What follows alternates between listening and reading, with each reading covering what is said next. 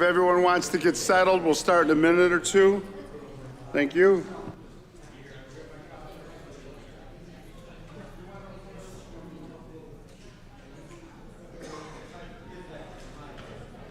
I'll go through it.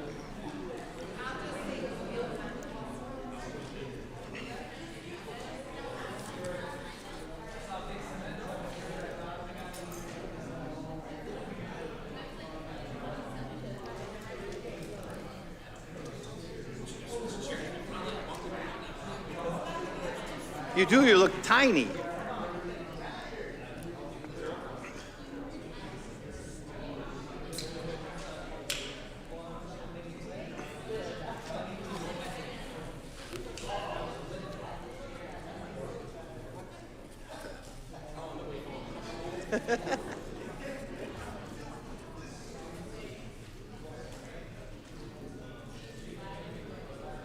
What's that? What's it? Okay, everyone want to settle in? Bus company. Board colleagues are all here.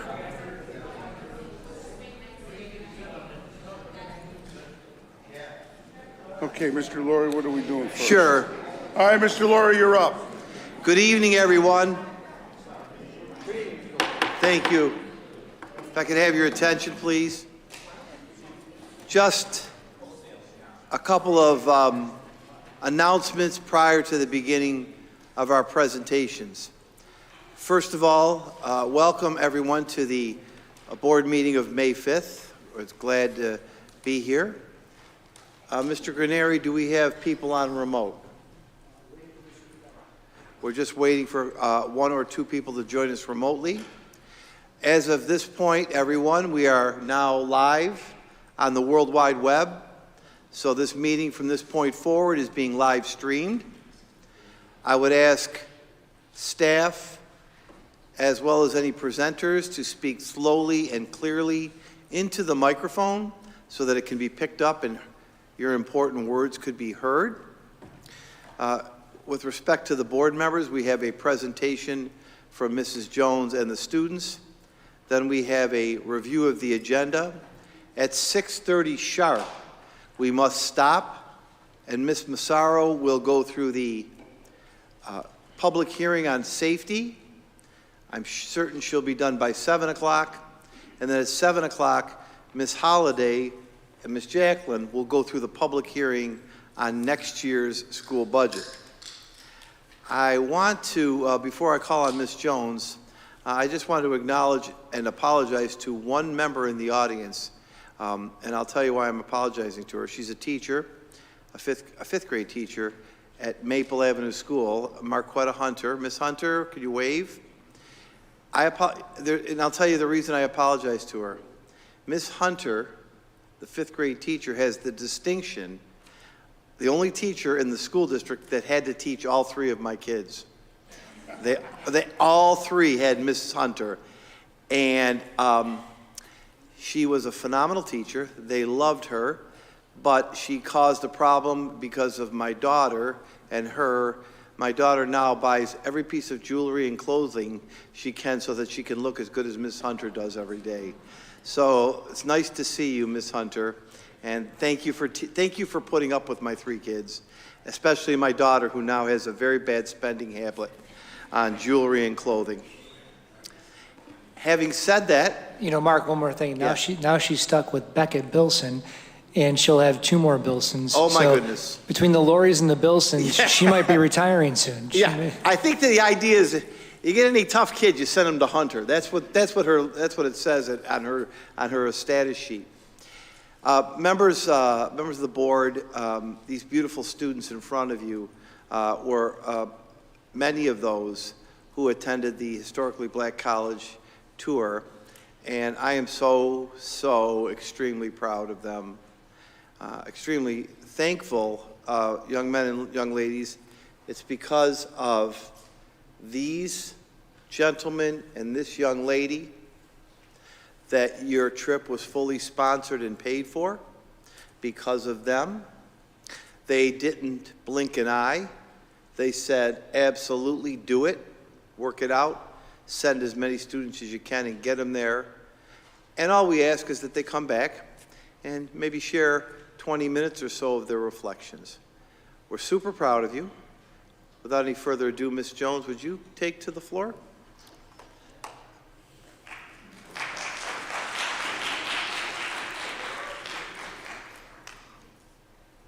Good evening.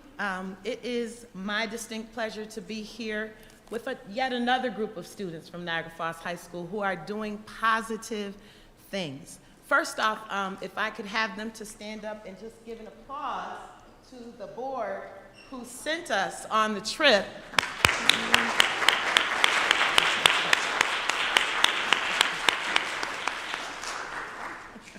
It was an awesome experience, and I'm going to talk briefly, but I want the reflection and the information about the trip to come from the students.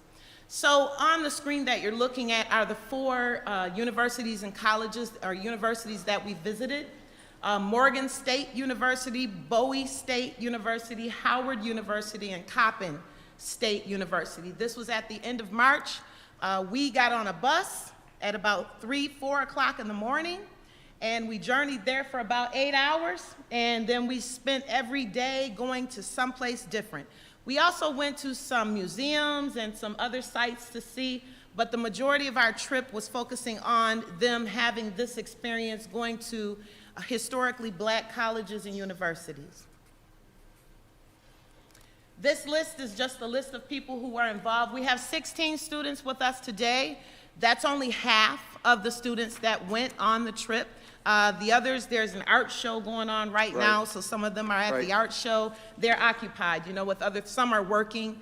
But there were 16 girls and 16 boys that went on that trip. And then we had some staff members who went, as well as some mentors from our Black Excellence Program, and a parent who went with us, Lakia Perry.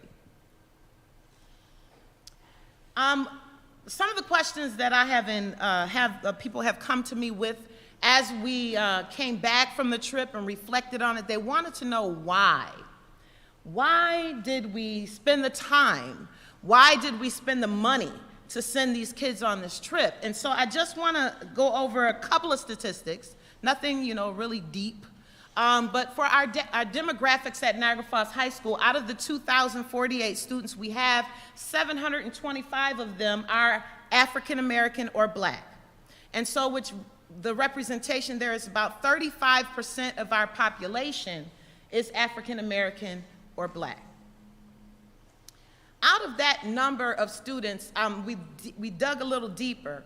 The number of African American students in our National Honor Society is 28 out of 118, which is about 24% of our population is in, or 24% of the National Honor Society's population is in National Honor Society is African American. The number of African Americans who will be honor graduates in June equals to about 12 out of the 66 students who are graduating as valedictorians, salutatorians, and honor graduates, which is about 18%. About 1/5 of those students are African American.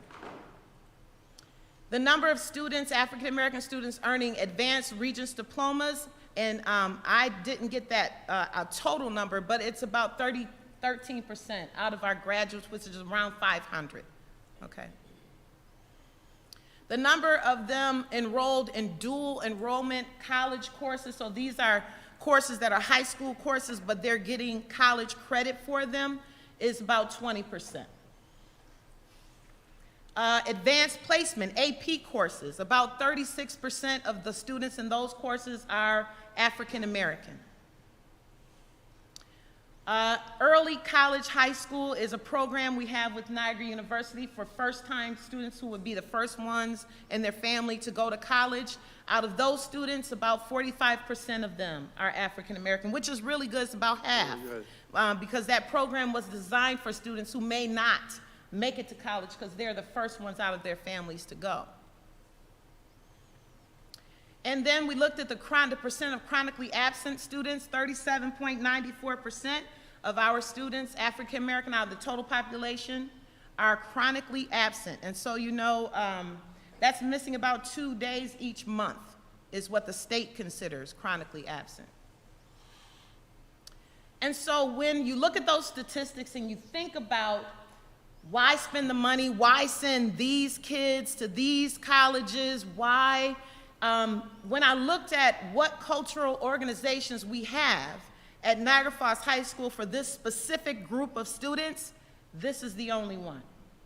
The Black Excellence Mentorship Program, and it's only for, we initially started this program in 2018, and it was for males, because our African American males, especially those who are special ed, we are disproportionately suspending them from school. So this program is way overdue, way overdue.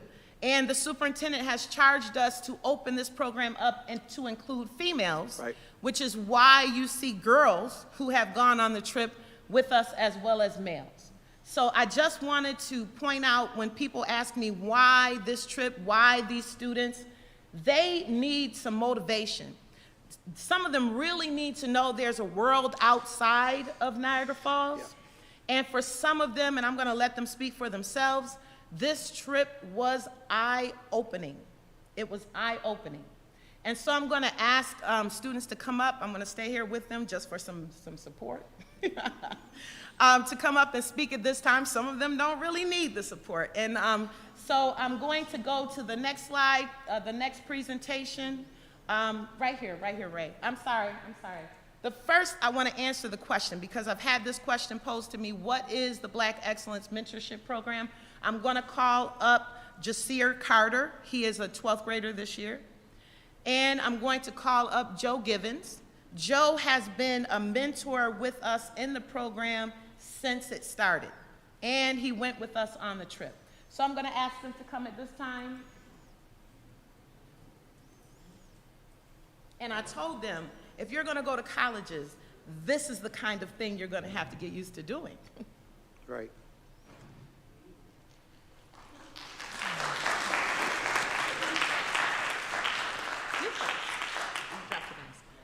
So introduce yourself and tell them what the program is about. My name is Jasir Carter. The program, When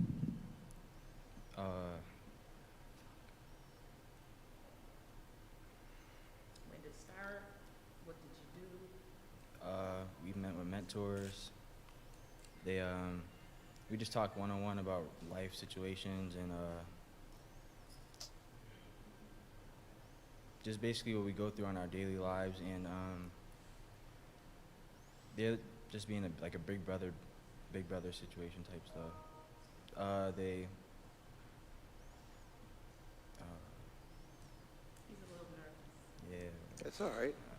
Jasir, are you going to college next year? yeah. Where are you going? Arizona State. Arizona State. Yeah. Wow. That's something to be proud of. Who's the gentleman with you? Mr. Gibbons. How you doing, sir? My name is Joseph Gibbons. I'm one of the mentors in the program. I've been with the program since it started. A little background about me: I'm an active duty military. Been in the military about 12 years now. Recently just got orders to Fort Meade, so this will be my last year in the program. Unfortunately, I always be participating in whichever way I can. But the program, personally for me, it helped me not only with my leadership, because I'm also an NCO in the military, so it helped me with my leadership, how to deal with soldiers also, but also with the students. Just seeing the insight. When we went to the HBCU tour, it just opened my eyes up that I didn't even know, and I wasn't really like, just didn't understand how important and how deep the roots can be when it comes to the HBCUs. I personally think it's a great program. Ms. Jones has been very, very helpful with a lot of things, giving us information, and just to be able to help these males and some of the females, just connect with them, relate with them, but also help them to get to college where, when it was my time to graduate high school, I didn't know what to do. I didn't know anything about HBCU. I really knew anything about college, but I knew military somehow that would get me out of the streets, so that's what I decided to do, and I'm grateful for that. So I think this program is a great thing. I think this program is a great mentoring program, and I think it could continue. Thank you very much for your time. How did Jasir do, all right? Yes, he did phenomenal. I actually was able to talk to him a little bit more than what he talked today while we was on the tour, and I found out about him being great at wrestling. So I was thought that going to say, pretty I think I've read his name as a champion wrestler. Is that Yes. correct? Yes, sir. Congratulations. Thank you. First of all, thank you, sir, for giving your time, Yeah, no problem. your talents. I know you did this without any remuneration. Your charge was to help develop people, and you're answering the call of having a village help the whole community. Yes, so sir. thank you. Just here, you're a lucky man, and good luck to you. Are you going to wrestle there, or you're going to wrestle at Arizona State? Huh? Good for you. We're going to keep our eye on you. Congratulations. All right, thank you.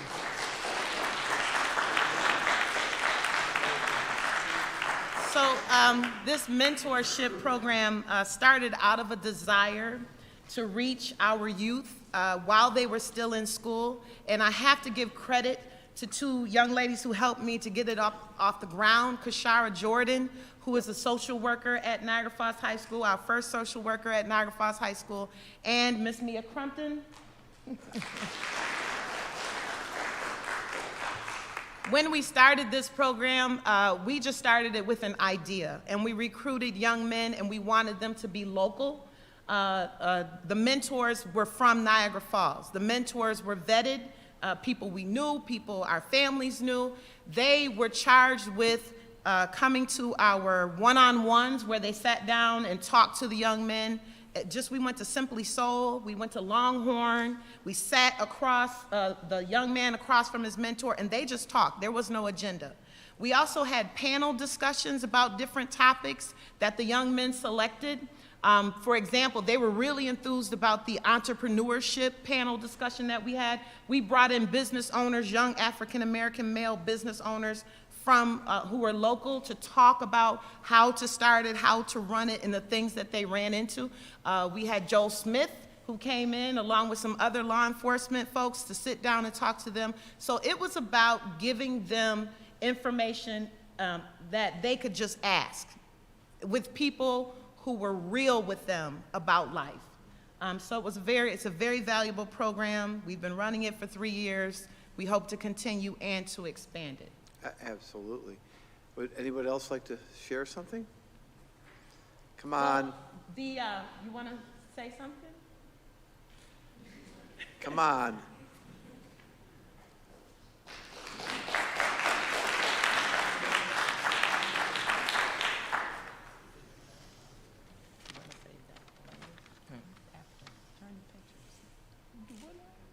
Go ahead.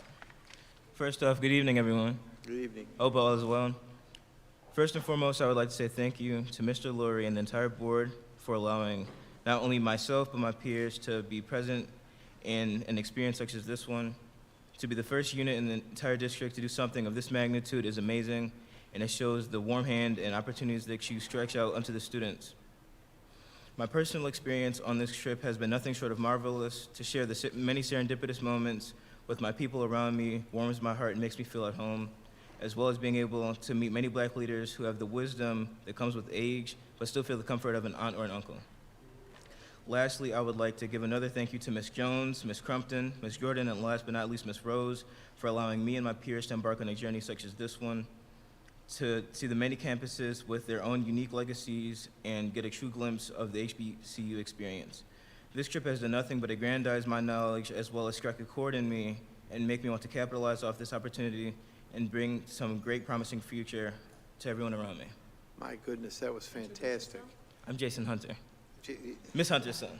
Oh, I know your brother. Obviously, using serendipitous and aggrandize, there might be people who you'll have to explain to them what that means. But those are pretty good SAT words. My goodness. I have to talk about Jason a little bit. Jason came to me in the middle of the hallway at Niagara Falls High School, and he said, "Ms. Jones, have you ever heard this song?" I said, "No." It was a song about Vietnam. And he said, I want to know what you think about it. I said, okay. I was a social studies teacher. So I listened to the song, and then later on, me and him had this long discussion about the symbolism and the imagery and all of that in the song that he had me to listen to. Very thoughtful, very insightful young man. And at first, he didn't want to go on the trip. At first, he turned me down. I said, Jason, you would really like this. He said, I don't think so, Miss Jones. You know, but I talked to him, he agreed to go. And then later on during the trip, he came back to tell me, thank you. Thank you for having me to come on this trip. Thank you. Any questions for Jason? Any questions? Yes, he has a question. How long was the trip? How long was it? How many days? How many days was it? It was like roughly 3 days. 2 days? 3 days. 3 days? Yes. What's your favorite part of it?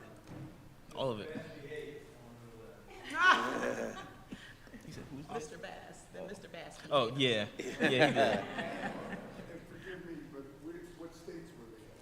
What colleges did you went to? They're all in DC. Yeah, they're in Baltimore and DC. They were all in Baltimore, D.C. area? Yeah, roughly. Very nice. I said, did you stop in Washington? I see a couple pictures. You were Washington, D.C. very nice. Oh, boy. I'm gonna have things. The Howard twins are coming. I'm gonna, I'm Well- gonna have the Howard twins come together. At every college we went to, we stopped at the bookstore. So we all bought some gear. This is Niagara Rafter. I'm gonna have her introduce herself and then, Hello, my name is Niagara Rafter. I am a 12th grader this year. I will be attending University at Buffalo. So this experience for me personally, it was eye-opening. I am an AP student in Honor Society and all the other statistics you saw earlier. I don't really see people like myself often, so going on the tour, it was kind of eye-opening, seeing so many people of color, educated. Like when we were giving the tours, we actually got a tour from some students, which is really insightful because they actually gave us not only I want you to go here, but they talked about their experience. So I really like that. And just seeing it, it was so different, to put it in the best words I can explain it. Because being in an AP class, yes, there are a multitude of races in our school, but AP classes are majority white kids. And yes, I have like me, Chelsea, and my friend Vanna, but we always stay in our own little circle. So seeing people that looked like me in the same field that I would aspire to be, it was kind of a push that said I can do it. Chelsea has some things to say. No, she doesn't, I guess. Chelsea's kind of shy. Well, Chelsea's kind of shy. But her and Niagara are joined at the hip. This is for everybody in the group. Are there any of you who didn't think of going to college, but this trip now opened your eyes to go to college? Nobody? For me personally, I always knew I was going to college, and I knew I wanted to do something in the medical field. But seeing, like, I actually talked to someone at Howard who was a biology major and was talking about the classes and the workload and how it's different, because she was an out-of-state student as well. It's different compared to where she went to school, which was a predominantly white school, and the inclusivity and how they don't just learn, because it is medical, they don't just learn the white man version of it, they also learn how being African American, your statistics of certain diseases and getting certain things are higher just because we are African American. interesting. And I seem to think that the two of you had dinner with us 2 nights in a row. Yes. These are 2 of the Niagara Falls Education Foundation scholarship winners from last evening, and congratulations. Thank you. I hope you would agree on a couple of statements, maybe for the whole group, that one of the best parts, I think, of Niagara Falls High School is that it's a microcosm of the world. There is everything there: black, white, straight, gay, challenging students, not challenging students, AP, special needs students, children in wheelchairs, students fully capable. And I think I've always been proud of the fact that the school represents the world, because when you leave there, you'll remember your biology or whatever, but I hope you also remember that it embraced everyone and accepted everyone the same way. And I really appreciate the fact that in these times, we can talk about race with open terms. So I don't think we'll make it as a district or as a human race if we don't use conversation around it to at least enhance our own learning, our own implicit biases, our own need to reflect on who we are. And a major goal was to put different things in your schema or the back of your head. See, I fully believe that the 16 students, the 25 from last night, are as capable, smart, and as good as anyone. Sometimes what our kids don't have is that schema in your head to see what you don't know or could be. And I think that this is why I was behind this. For me, I would also like to say thank you to all those who advocated for us and allowed us to go to this trip, because without them, I probably wouldn't have been able to tour these schools. Morgan State was not on my radar, to be honest. I heard about Howard. I heard about like the big HBCUs. I got accepted to A&T. I just didn't really care for it until the trip. So I would like to say thank you for that. The other thing that I think is neat, and I wanted to thank you for the sweatshirt, and when I found out who designed and owned that company, I'd like the board to know that she was a 2006 graduate of Niagara Falls High School. I think it was Shay Holland. And she had the benefit of Mrs. Jones is a really good principal, but Shay had a really, really good principal. That was me. And I found out, wow, isn't it nice that we purchased those sweatshirts from one of our graduates too, who's starting her own entrepreneurship in her business. So it's cool how it kind of all comes together if you're following me. And I will say what I said last night to both of you and others. I take you against any students, anytime, any place, anywhere, and still take our Niagara Falls students. That's how we feel about you. Thank you very much. Thank you, guys. Hey, Randy, can I say something? Can I say something? Hi, everyone. Thank you for inviting us. We are grateful for this opportunity.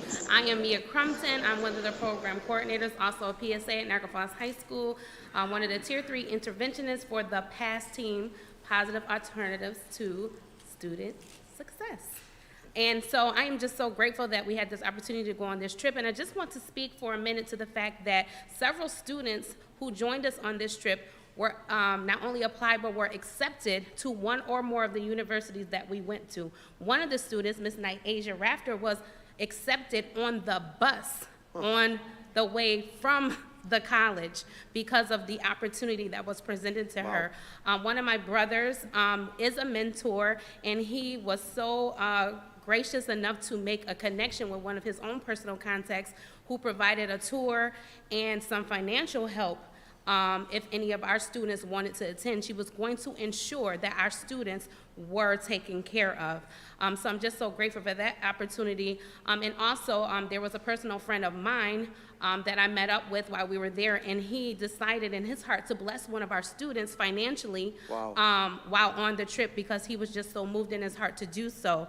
So that happened as well. So I'm just so grateful. There's so many things that came about as a result of this trip.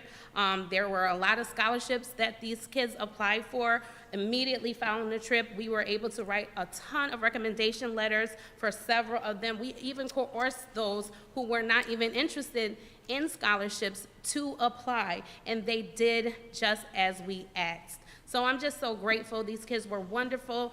They were well behaved. They had so much fun. They had very, very, very good, insightful advice for us for trips to follow, and we're just grateful. Yes, Mr. Petrozzi. What determined who went? I'm sorry? Excuse me. What determined who went on the trip? Did everyone that wanted to go, did everyone get to go that wanted to go? Well, we did have limited numbers. We did have a capacity limitation, and so we received recommendations from counselors as well as others in the building. We were trying to focus on Black Excellence students because this was a Black Excellence mentoring program event. And so we tried to focus on those. There was a requirement that students needed to provide proof of vaccination. So that was something that came into play in making that decision. But there were recommendations by staff members, predominantly counselors. Any other questions? Just a closing statement. First of all, I insist that this program continue. Secondly, hopefully, the numbers that Ms. Jones presented could double and double and double so that we continue to reach excellence for not only black students, but all students. And thirdly, I'm so proud to be associated with our kids.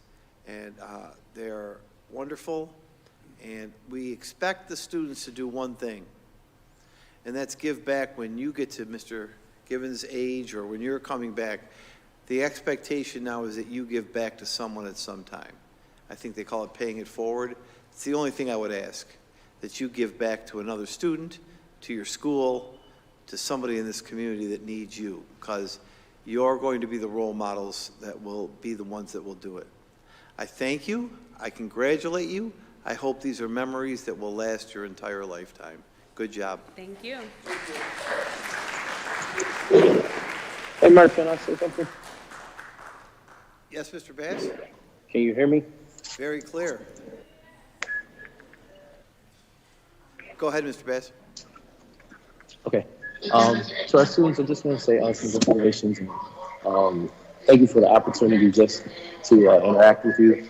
Paul, I learned a lot from you guys, and hopefully I provided you with some type of information too. I'm really proud of you, and if you guys need me in the future, don't hesitate to reach out.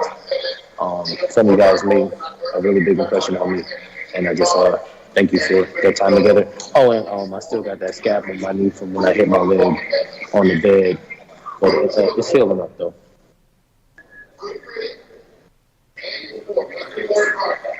Thank you, Mr. Bass. We got a report from each of the students. They said you were well behaved. So the students all filled out your report card and said you were well behaved. So thank you for being part of this, and thank you for being a role model. We appreciate that. I want to invite our students to continue to be safe the rest of this year. Pursue your dreams, do well, come back. Now, I'll tell you this, and I'll save it for I won't use it in my announcement. Tomorrow, 13 middle school students, this board is sending them to Dallas, Texas, because those 13 middle school students and their coaches or teachers are competing in the World Robotics Championships. So I think it's a district that lets and hopes our kids get out. And when you perform like you did, and the 13 students who will come on the 18th, we'll keep doing more and more of these things, because that's what makes us all better. So great job. Good. The meeting gets really, really exciting. If you want to stay, you're more than welcome. But if you don't, I guess people understand that. And I hope you all had enough to eat. So thank you very much. Thank you all for coming. Yeah. We really appreciate it. Mr. Petrozzi, members of the board. Sir, go ahead. Yep. We want to go through the agenda because this evening, you're not voting on anything, but on Wednesday the 18th, you will be asked to vote on a number of items. And I'd like to take the next 26 minutes to make sure we've thoroughly explained to you what we'll ask for your support on for the 26th. So if Mr. Granieri could pull that up. Okay, first things first, this is the agenda. Thank you, Judy, very much for jumping on this. We'll have the robotics team. We're going to work on a presentation because I'd like you as board members to understand this product called Zello. Remember, you have a statutory meeting and then a regular meeting. The agenda is as follows. There are the usual pieces of business. We have a regular meeting first, right? Yes, Mr. Petrozzi, 7 o'clock for these items. Thank you. You're welcome. Go ahead, Ray.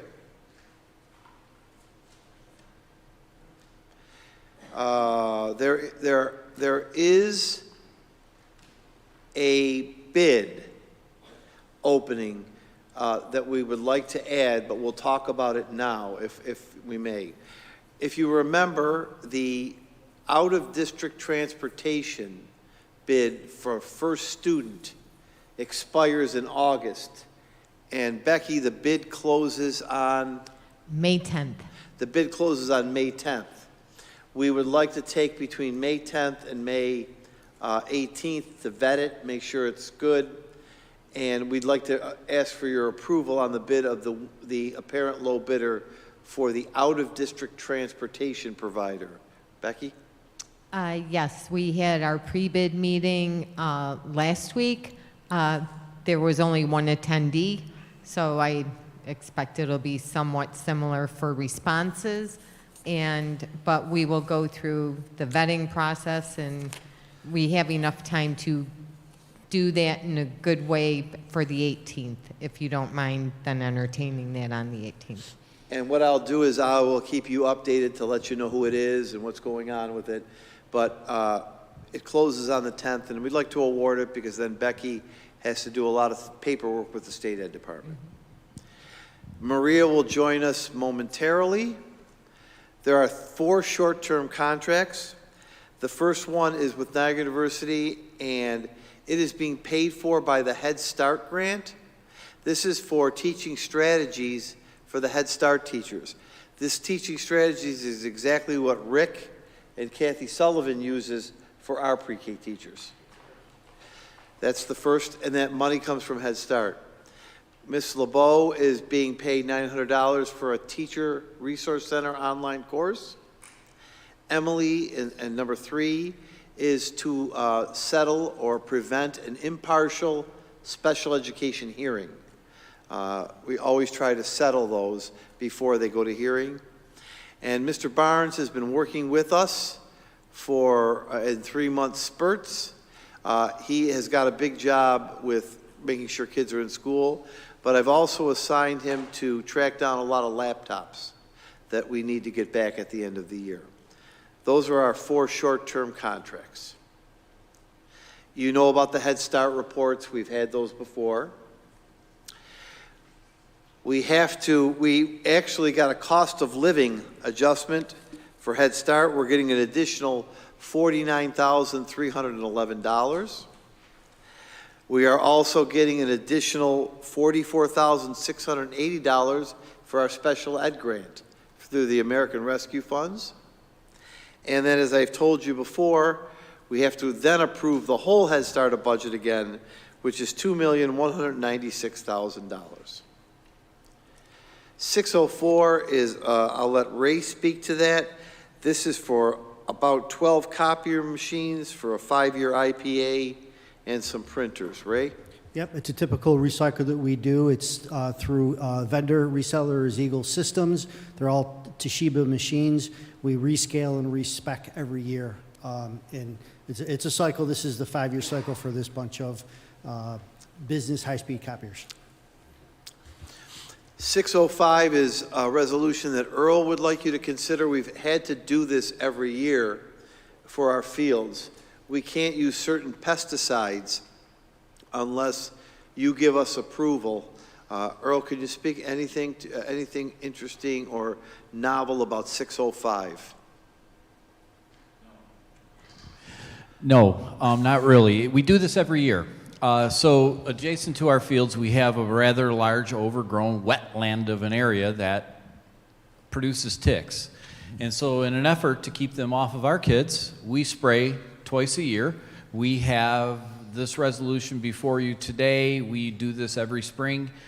I've spoken with Joe Contento. Upon your approval, I will be spraying the fields on Friday, not me, but the company will be spraying the fields on Friday, May 27th, so that we can have the full 48-hour period of wait time required by state law after the spraying.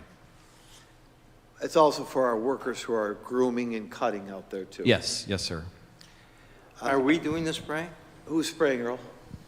ChemLawn is doing the spraying. We have no one in district as a certified pesticide handler. 607 and Maybe we 6 should look into that. No? The license too much? Insurance? Liability. It's- You can tie the other company on. Exactly. The It's a first or liability. second. Bad life, it's insurance. Health and safety of the worker handling it.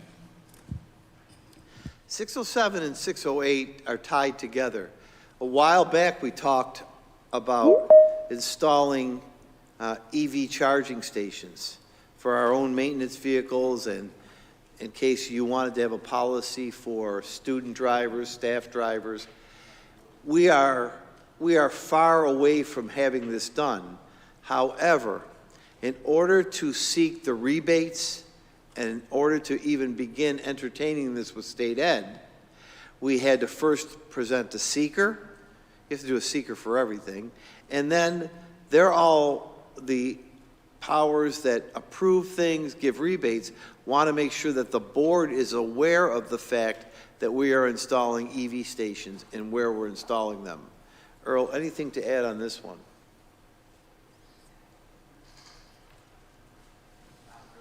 Not really, other than because this isn't, like the typical big capital project where we do the budget vote and everything for the bonding.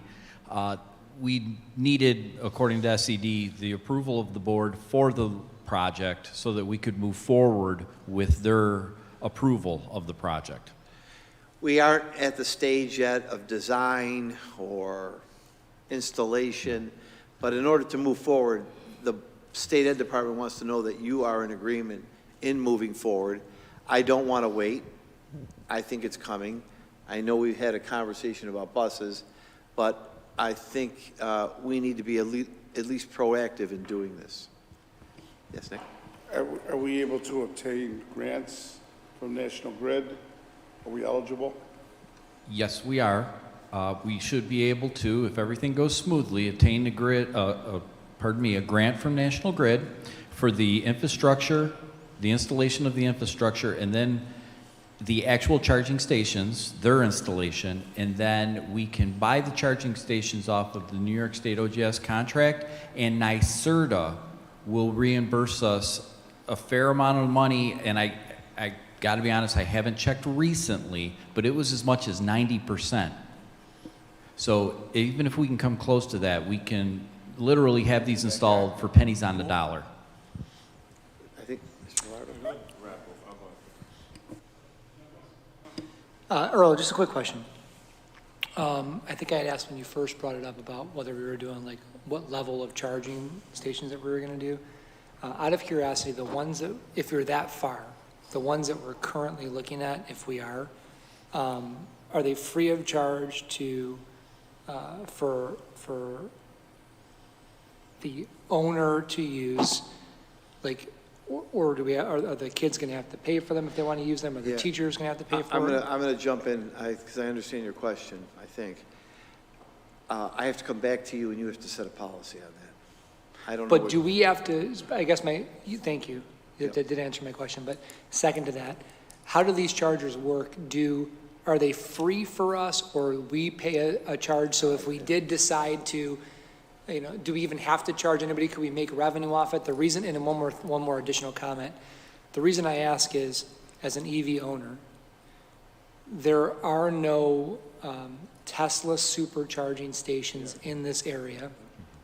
I bring this up because is that an opportunity to explore and generate revenue for the school district by having the only Tesla superchargers in the area? Because other than the one in Williamsville, you're talking Canada. And with the amount of traffic that we get to Niagara Falls, New York during tourist season, there are more people, to my knowledge, that have Teslas at this point than EV chargers. And actually, the EV users could still use Tesla superchargers.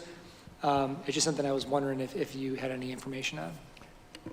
Unfortunately, Mr. Bilson, I don't have that much more information on it. I can tell you Mr. Laurie is spot on. You can choose to charge or not charge people that want to charge their vehicles there, okay?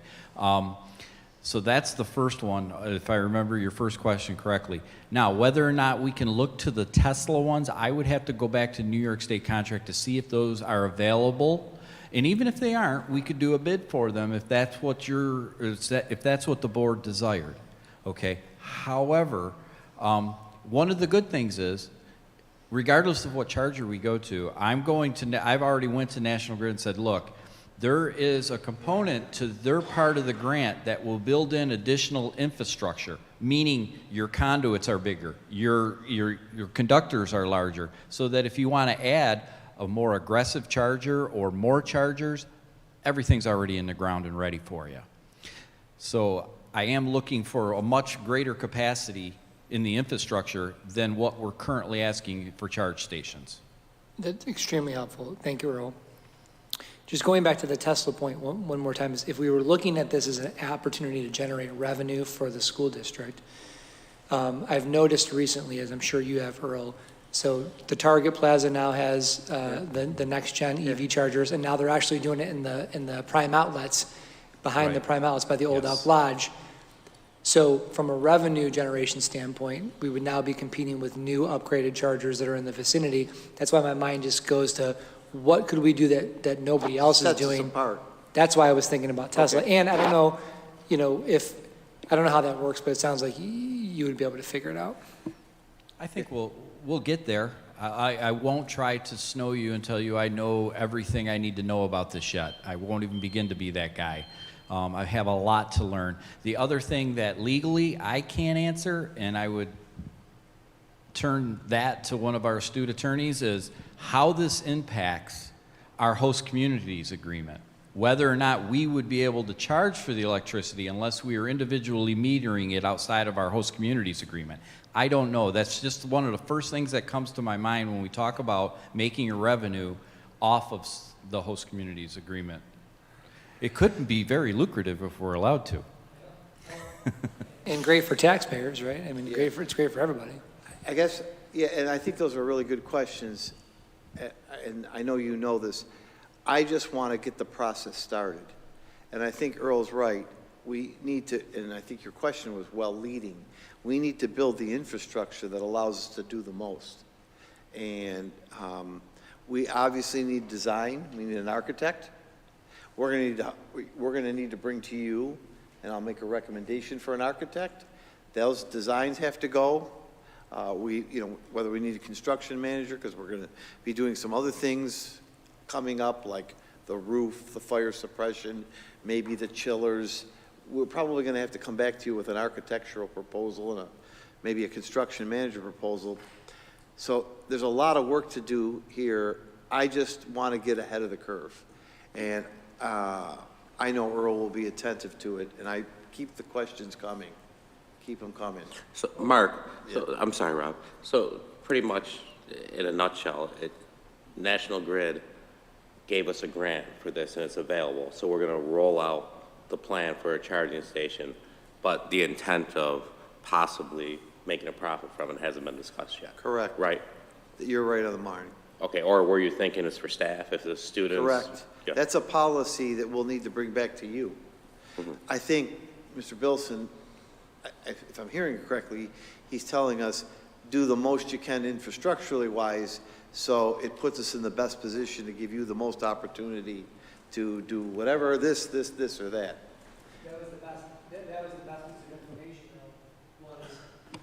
because I don't understand the process, and it sounds like you're learning more about it, is we have to be able to give us the most power opportunity through the infrastructure piece of it, and then whatever unit you decide to go with, you can go with whatever unit you want.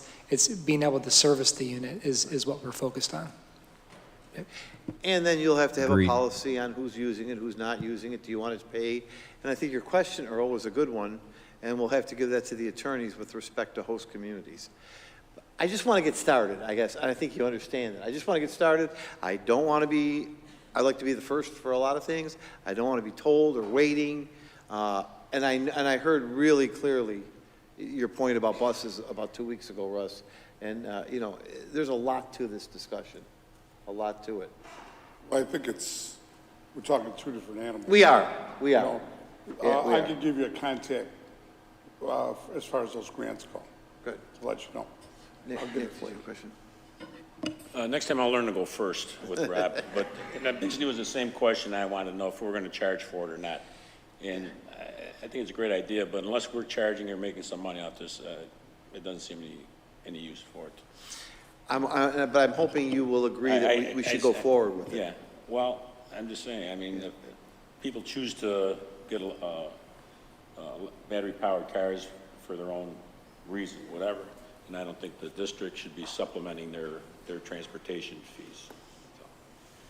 And it's coming out of taxpayer money, and I don't think it's right. Yep. I think we'll have a good conversation when it comes to that.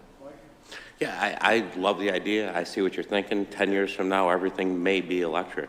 I would say rolled out. Just, I would like a broad discussion with the board. Once you do public and private, if you're interfering with the private sector, it may open up another can of worms for us. So what we discussed here. Yeah. But that's very good vision. All we're doing is setting the stage. The seeker is really nothing, and we're just acknowledging to the state that we've had this conversation, and you'll either support it or not by your vote on the resolution on the 18th. If there's no, you could say, hey, stop, no, depending, and nothing has been lost. Yeah, but nothing's been lost. All this is an acknowledgement that we've had this conversation, that you're aware of it, you'll support the next step, and before we could do anything, even hiring an architect to design it, it's got to come back to you. Am I correct? Yes, sir. Thanks. I would just like to make one comment. I hope the state is smarter than we are, because all the new charging stations they put out, and even at their brand new stops in their rest areas, none of them are equipped to charge a Tesla, which is sort of crazy. It's the #1 electrical car in the country. Yeah. I saw a real nice one last night somebody had. Was it white? Yep. Yeah. It was my son's. I was staring at the grill. Oh, was yours gray?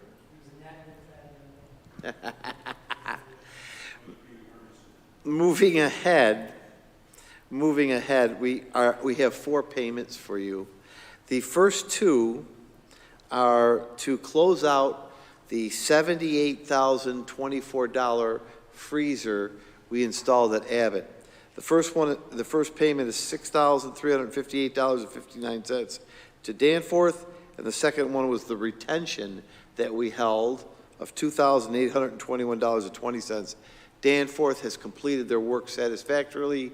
The freezer works, and we're asking you to vote on the 18th to release that money for their work. The money came from the cafeteria budget. That's where that came from. And remember, we were getting close to having the excess amount we could have in reserve, so we had to do this. Well, Kevin recommended this, and we did it for that reason. 611 is to pay for Ferguson Electric, $5,738.95. They are working with Ray on continuing to wire the schools for more cameras. And 612 is the big payment, $196,648.40 for the cameras and all the services that UNS has provided satisfactorily to raise satisfaction and recommended to me. Those are the 12 resolutions. The only addition that I can foresee is what Becky described on the bus bid. Everything else will be the same on the 18th for you to vote on. We want to add the bus bid. And if something goes astray, we'll hold it off till June because we have time. It doesn't expire till August, but we'd like to be ahead of the game. Your meetings in June are on the 9th and the 23rd. We'll have the seal of biliteracy. Rick, is it 12? 12 students. Yeah. It's around that. If you remember, we always bring students here who are fluent in 2 languages. I believe it's 12 this year. We'd like to honor them. Rick has been working on another project that's over 100 students, and that's the seal of civic readiness. So that I'm not sure we can have all 100 here that day, but we want to honor those seal of civic readiness with some kind of denotation at graduation. And the 23rd is, we'll fill in the times then. What we do have to point out on the 23rd is Becky and Julie will lead us in remember the American Rescue Funds. We have to have a public hearing on them because we'd like to show you how much we've used, how much we have left, and what our intention is for next year with the ARP, American Rescue Funds. And we need to have a public hearing that Judy will publish, just like she published this evening's hearings. Those are the action items for the 18th. Maria does have personnel. Would you like to come forth? We can do it now. I think we have time, don't you? Yeah, we have time.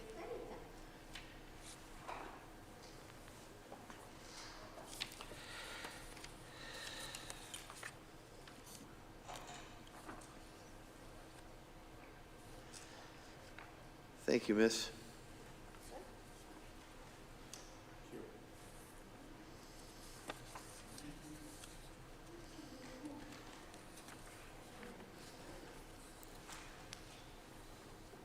All right, so what you have before you this evening is a very abbreviated personnel report, but it will grow exponentially by the 18th and then, of course, in the month of June.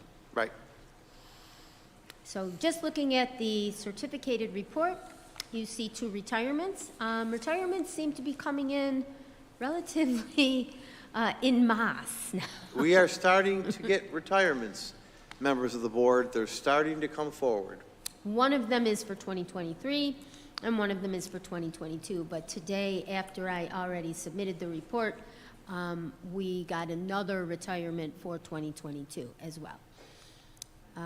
This next individual asked to rescind her resignation, so Mr. Laurie agreed to recommend to you to allow her to do that. We have a regular substitute appointment for a teaching assistant. We have a revision on the 60-day conversion for this teacher. She produced evidence of having a master's degree, so we're changing that for her. We have 1 leave of absence, Schedule B, some additional Schedule B hours, and last week, Mr. Bilson was kind enough to speak to me in private about an error that he saw in the personnel report. So Was it about charging stations? No, Oh, it was. I'm kidding him. It was about a duplication that he found on the personnel report. So I appreciated him doing that, but I am bringing it to you again this month so that it can be corrected. And then I think that brings us to the end again of the certificated report for now. Any questions about that? Moving on to the classified report, we have 2 probationary appointments, one of a safety officer, the second of a food service helper, a temporary appointment for an assistant child care associate, another assistant child care associate, and a 3rd assistant child care associate at Niagara Falls High School. Some additional hours for spring support staff on the classified side. And then what you see here, the next 3 items are nursing for the summer programs. We got the nurses on for this summer. Some additional hours for a yearbook stipend at Niagara Street School, and then a final nurse for the summer extended year special education program, along with a substitute. And again, there will be additions to this report, and then we'll have some for June too as well. So you will asterisk those. I will. I'm not saying that word, but yes, I will do so. So there will be a few additions here. Maria works, this is her season. She is in her Super Bowl years, so she's going to be adding a lot to those. The only other thing that I'd like to pull up, Ray or Judy, do you have the statutory meeting agenda for the 18th? Okay. Well, you guys are good for the 18th. This is the 5th. Yeah. I don't know if it's, yes, sir. Just so you know, we'll have that meeting at 7, and then at 8, we have to have a statutory meeting, and I believe, Judy, there are only 2 resolutions on there. Yes, we just go over the results of the voting Right. And then vote to accept them. We go over the results of the voting, and we go over the results of the budget, and you accept them or not, and that's what happens at 8 o'clock. Some crazy law, some crazy rule by some sane lawyer said you've got to do it at 8 o'clock on the day after the election. Thanks, Angela. Probably you who thought of that in the early 80s or what have you. Mr. President, members of the board, those are the presentations we have for this evening. It is moving to the 6:30 hour. We do have the need for a proper public hearing at this time, and if you'd like to do so, we can move right to that, Mr. Petrosi. Yeah, sounds good to me. All right.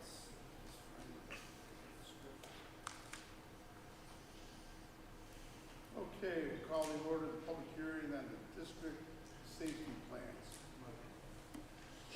We are calling to order the meeting of the public hearing for the district safety plans. Would you please stand for the Pledge of Allegiance?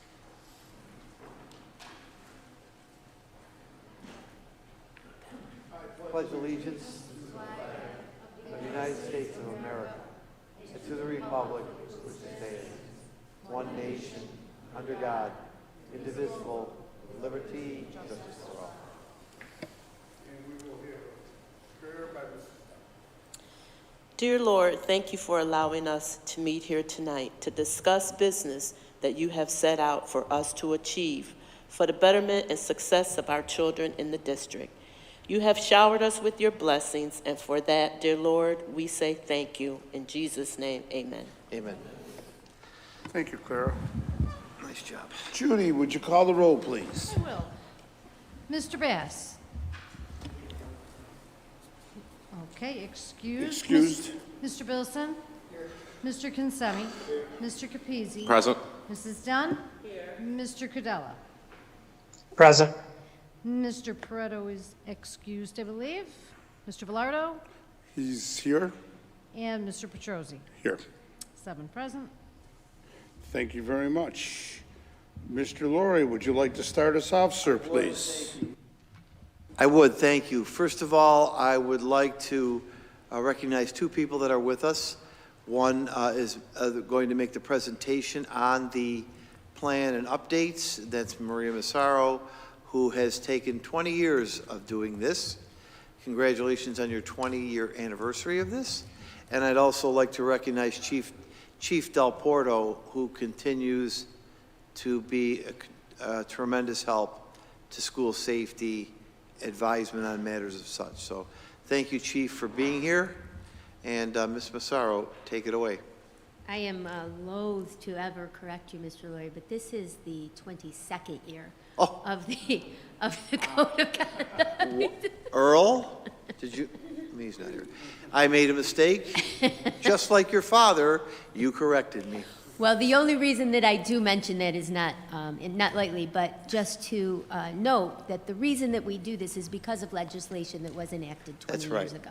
Is that the SAVE? It's the SAVE legislation. It's the SAVE legislation that came in 2000. That's right. You taught me well. That's right. Came into effect in the year 2000, and it amended the New York State education law. So annually, we have a committee convened of stakeholders that you approve. They're recommended to us by their various unions and by the schools in the case of students.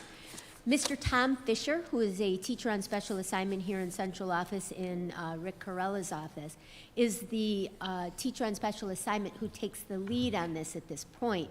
And Tom couldn't be here with us tonight, so I'm happy to report on it for you. But this is very close to my heart. This was one of my largest projects that I worked on in the district when I first came on board. So that first slide showed the committees. If you could go back, if you don't mind, Ray, back to the committee. I just want to point out we have administrators, we have the union president, deans, the TRC director, and then, as Mr. Laurie mentioned, we do have the assistance of law enforcement. The battalion chief from the Niagara Falls Fire Department, Joseph Padula, and John Faso from the Niagara Falls Police Department. That is a requirement under the law. So in the next slide, every year we review, the committee met at Niagara Falls High School and reviewed both our district-wide safety plan and our code of conduct. The district-wide safety plan and the code of conduct are the documents that govern pretty much everything that we do in the district, from terms of behavior and safety and cell phone practices, dress codes, attendance policies, the canine narcotics search, and the metal detector searches. Those are all governed by the Code of Conduct, in addition to information regarding suspensions, long-term and short-term. The district-wide safety plan is something that we work on with the schools and in conjunction with our safety risk manager from Orleans Niagara BOCES to ensure that we're doing, and of course with Mr. Del Porto now too, to ensure that we're doing the appropriate number of drills, shelter in place, lockdown, lockout drills, and the other types of hazards that we have. By way of example, if there was a hazardous waste leak off of Buffalo Avenue, I know Mr. Laurie participates in those types of committees as well. So both plans were reviewed. There were minor changes made this year. If you'll move on, Ray. There was language added for the positive alternatives for to school suspension. That's the Niagara Falls High School PASS team that you hear about. And there was language added for that.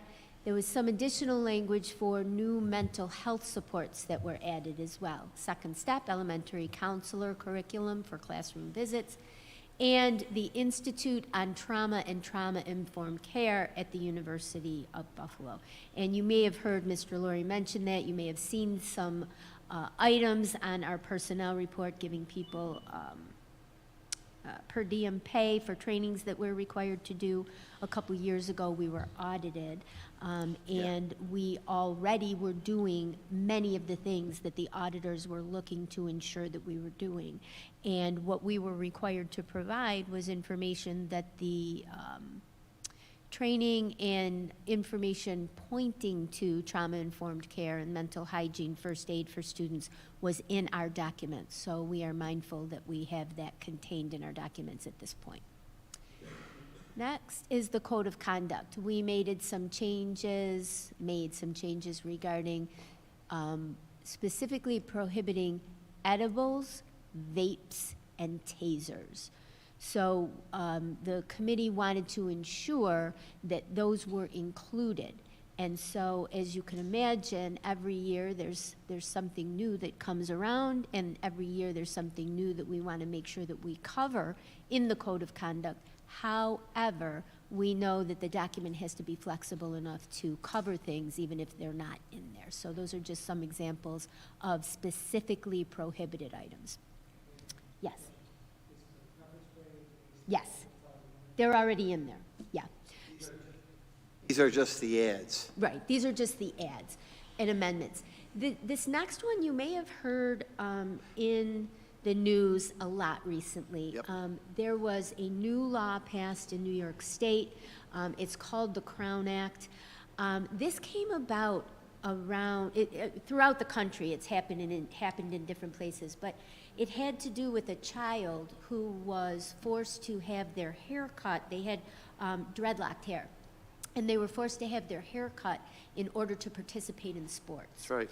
So as a result of that, the Crown Act was passed, and this says that hairstyle discrimination is not allowed in school, on school property, and we are not allowed to force that type of thing. And so obviously it seems like it would be something that would go without saying that shouldn't happen, but because it did happen, now there is the Crown Act to prevent that, so we added that, yes.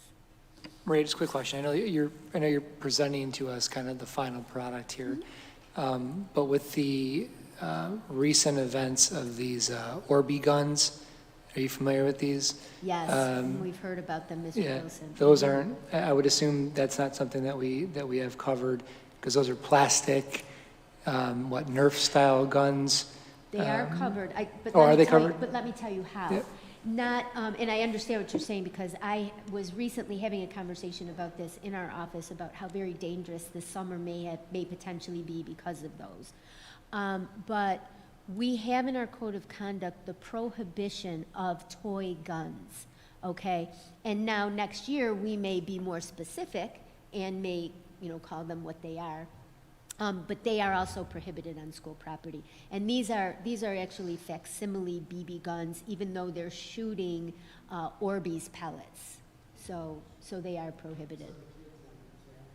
Yeah, They're little gel pellets. yeah. Oh, yeah. Yeah, yeah. And they're shooting them out of cars at people, and Well, I think one of the issues is some of those guns, if you take the orange thing out of the front, looks like a gun, and that's going to get, unfortunately, could get someone in some real trouble.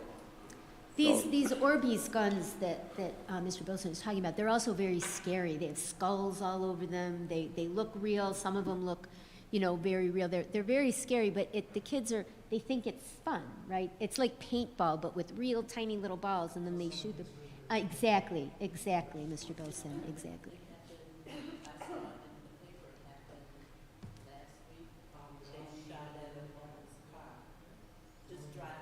Mm-hmm.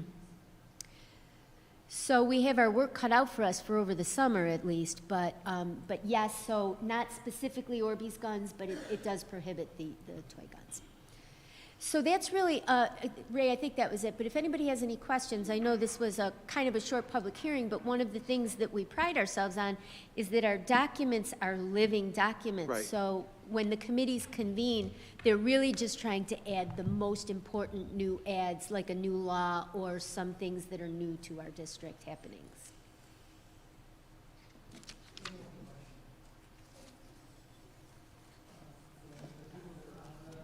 Microphone? For the members that are part of this committee, are board members allowed to be on this committee?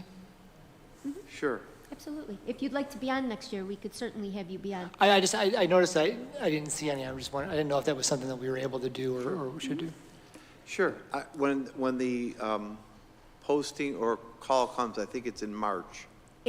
Well, we ask in early January. I think we put the resolutions on in February or March, Jude. I'm not sure when the stakeholder resolutions go on. We'll ask the president at that time how he or she would feel about adding board members. But we'll make note of that for next year. Yep, absolutely. Thanks. Thank you, Maria. Would anyone in the audience wish to address us on the amendments of the safety plans? Okay, saying that, can we call for an adjournment of the public hearing on the safety plan? Mr. Consami, second. Mr. Bilson. Any questions? Judy? All in favor? Aye. Any opposed? Hearing none, adjourn. Okay. Mr. Petrosi, Yes, sir. we can do one of two things at your pleasure. I could go through my updates now, so to save them at the end of the meeting, or you could wait, and I'll do that after the 7 o'clock meeting. No, why don't you, with agreement of my colleagues, do your updates now? Okay. Leave us about 5 minutes for a break. I can get them done in 6.5 minutes. Good deal. Name that tune. You got the clock on? Well, let's start with probably, I wouldn't call it a negative, but I just want to make something well known to you. These last 4 days, we have seen a rising tide of COVID cases. A rising tide of COVID cases. We're not seeing correlations in classrooms or spreads, but we are using a lot of tests to stay, meaning that Earl shipped 2 cases of those purple tests to every school. And in most cases, because there are a lot of students who are not wearing a mask, the close contacts are increasing. I would say 80% of the parents are choosing test to stay to keep their children in school. We do have some that are holding them out in quarantine. But I need to acknowledge that the cases of COVID have risen in the last 4 days more than they have in as long as I can remember. We're not going back to masking or any of that stuff. I just want you to know, we're really stressing test to stay. And the benchmark I gave the principals yesterday was, for example, this is our class, if Russ was sick and the rest of us tested to stay, if we found 1 or 2 more cases, we may close that class down for remote learning. Or we may just continue with test to stay. But I would be remiss and not accurate to tell you that the cases they've really picked up this week. Yeah, Rob? Mark, for the test to stay, if a child in the classroom is vaccinated, do they still have to test? Yes. Okay. Yes. That's kind of the downer of the week. I think the great things of the week were the 16 students and the other 16 that couldn't be here tonight from the Historically Black College Tour. I mean, that just was amazing. At last evening's foundation dinner, I had more people asking, how did that program get created? How did you get 32 kids to historically black colleges? We want to know, we want to know, we want to know. So seeing them today, just their composure, the way they speak, I'm so proud of our students. The other proud moment was last evening's foundation dinner. And to those involved, to see 25 students receive scholarships, to see the donors, and to hear the way the students spoke was just amazing. Just amazing, amazing, amazing. And I know the guests that aren't real familiar with us were so impressed with our kids. And I just want to keep, first of all, thank the foundation, and secondly, praise our students from Niagara Falls High School. Tomorrow morning or afternoon, the robotics team leaves. We wish the robotics team, 13 students, we wish them well, safe travels. We're sending 6 or 7 coaches, Maria? 6 or 7 coaches, so there's a party of 20, and that's what the district paid for. Additionally, many of the parents are going to watch. I will keep you posted on how we're doing, and when we win the World Championship, I'll start to get the parade ready through the city, and that's what we hope happens. We've placed in front of your table a document in hard copy. These are the year-end events for Niagara Falls High School, and I want to just point out 4 of them, and we'll post this everywhere. There are 4 of them that are really quite, I think, significant. On June 1st, the Grad Walk, in case you don't know what Grad Walk is when the kids wear their caps and gowns and they go back to their elementary schools and their prep schools. And so the grads go to Maple, the grads go to all the schools, they walk the halls, they see their elementary teachers, their middle teachers. They contributed to the graduation, not just their high school teachers. So that's what Grad Walk is, and it's on the 1st.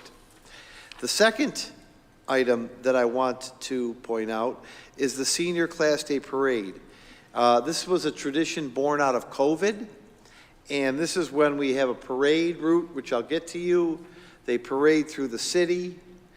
I'm going to ask the community to line the streets of the parade route with their red, I almost did my Niagara Falls High School Power Cat, with their blue and gold cheering section, the kids parade with the help of the police department, and then they go back to Niagara Falls High School and have a picnic and use our fields for a play day.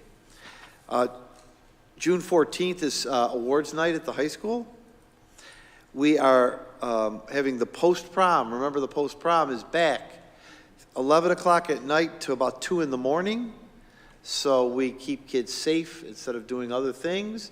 Thank you to local businesses who donate all the gift cards and all the food. The kids love it.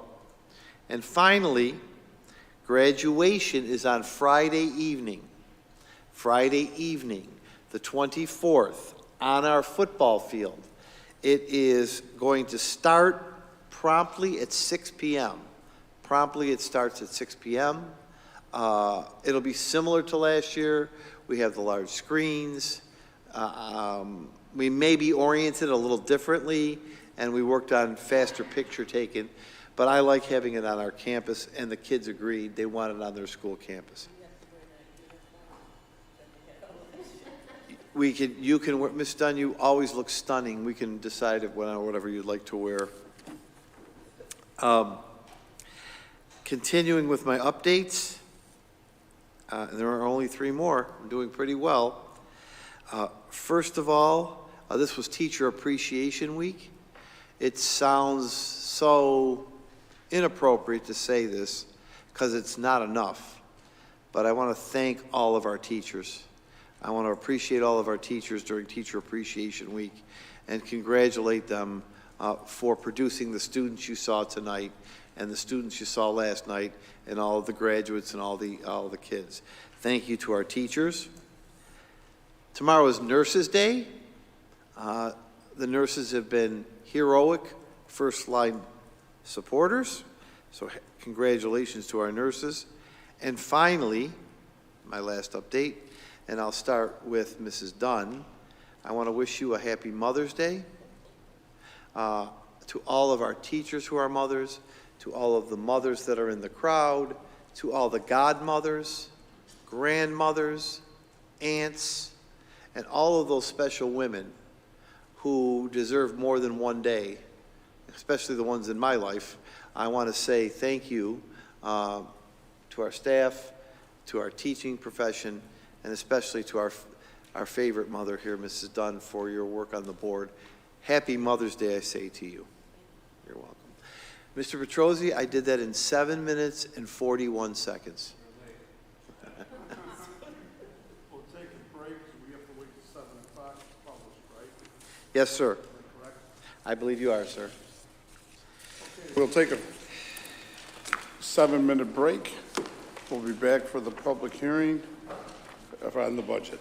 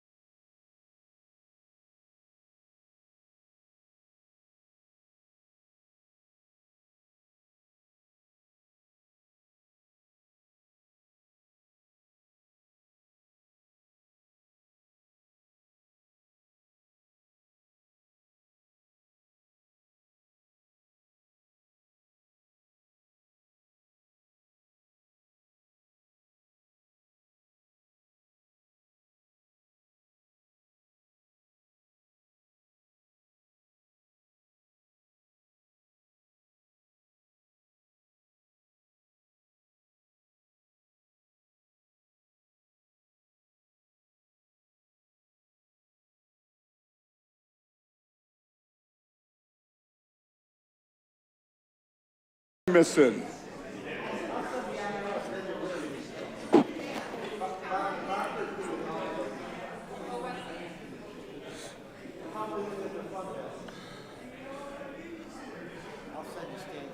Please do.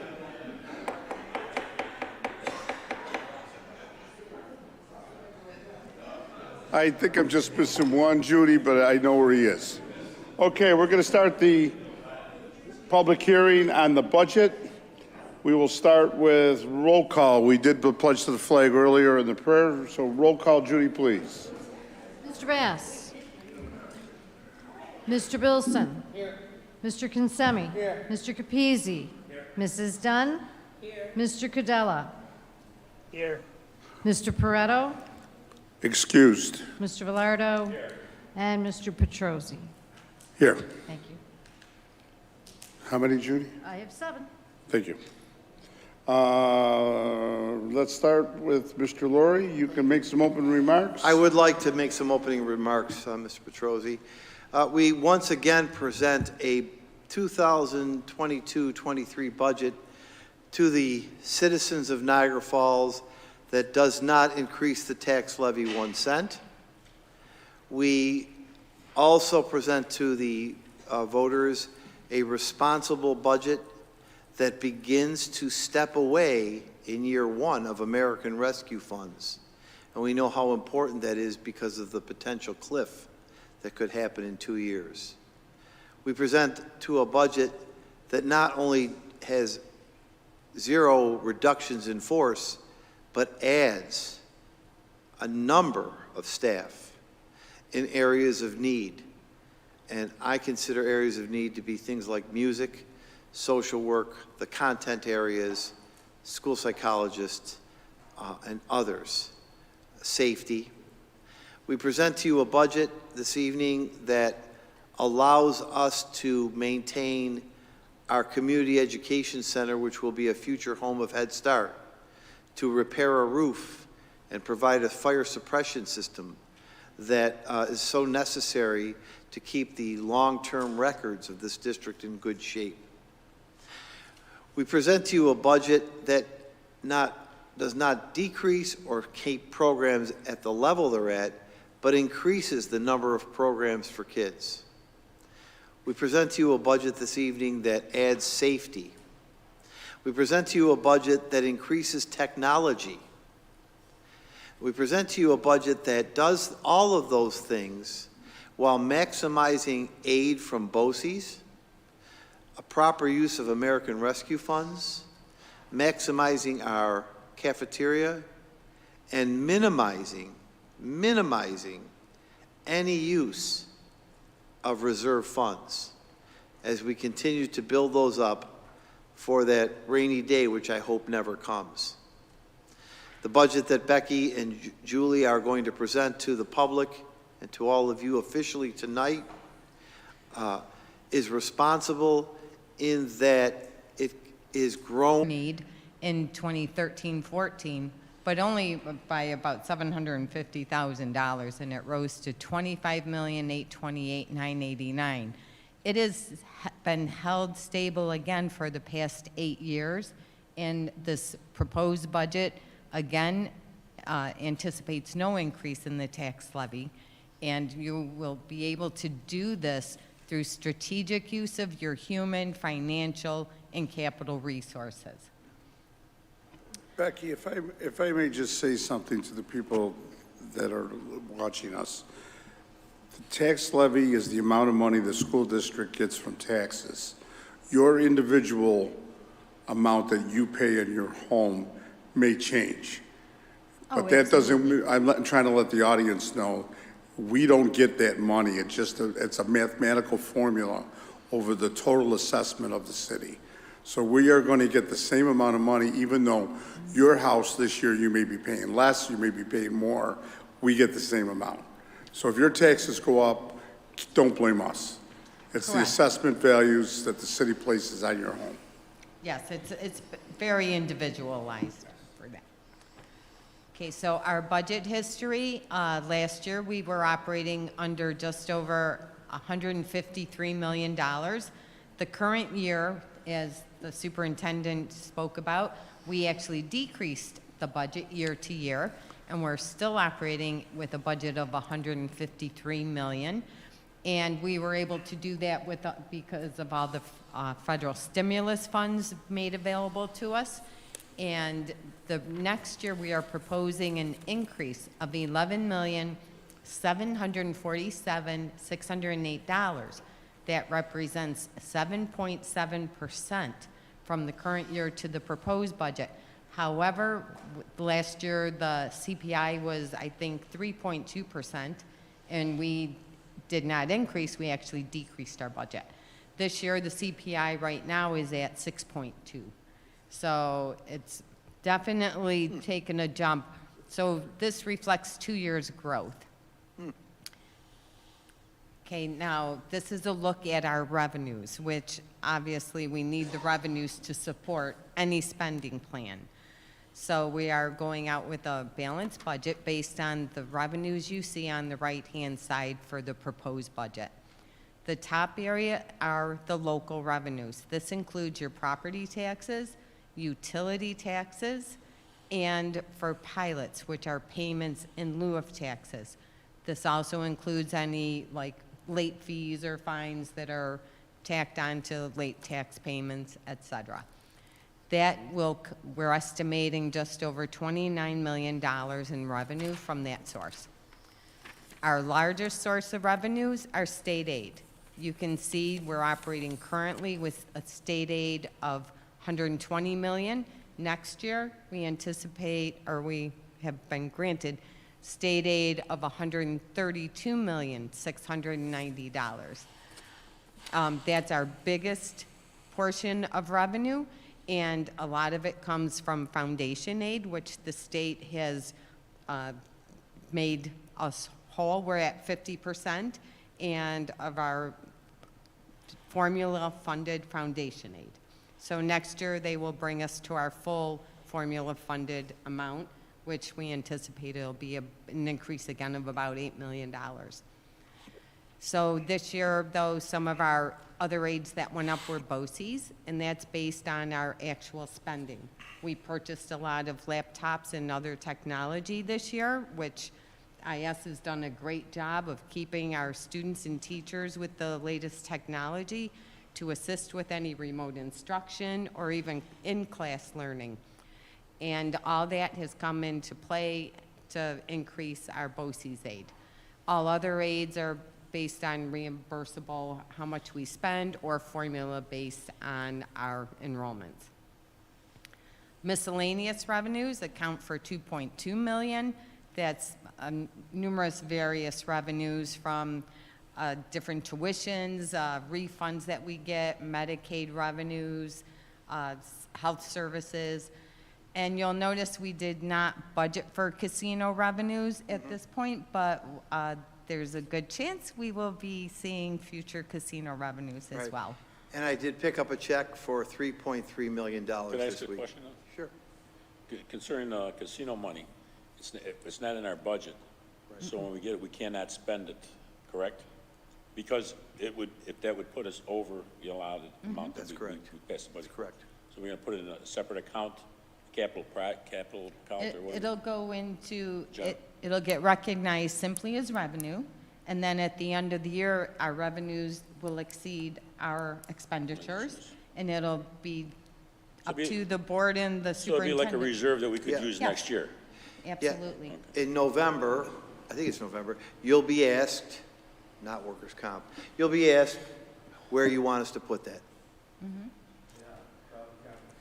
So you'll have, I believe, Mr. Velardo and members of the public, that with the carryover we have, even with the increase in the budget, we will be able to have 4%, which is the legal limit right now, right to that line. And then you'll have the option to tell the finance people and myself, after hearing from the auditors, what lines you want to put that in. But it will be recognized as more revenue and reserve. If I could add something, that is real money that has not been spent already, like other avenues and other entities have done. We actually have it in our pocket. Correct. Right. Okay. Other entities have spent their money, borrowed it, and it's already gone. That's money will go to reserves or for later planning. And there are 2 more years of that's hopefully $750,000 a year to come. And that, so you know, we have our allocation up to this year. We're owed this year and next year. And then depending on the casino compact, and hope that we are still one of the 899H entities, we will benefit from whatever the new compact is. You're welcome. And the other is just our use of reserves, which we had spoke about before. We are using just over $500,000 of our debt reserve, but those are funds that were given to us through premiums, and they are specifically to be used against the debt service payments from which we borrowed.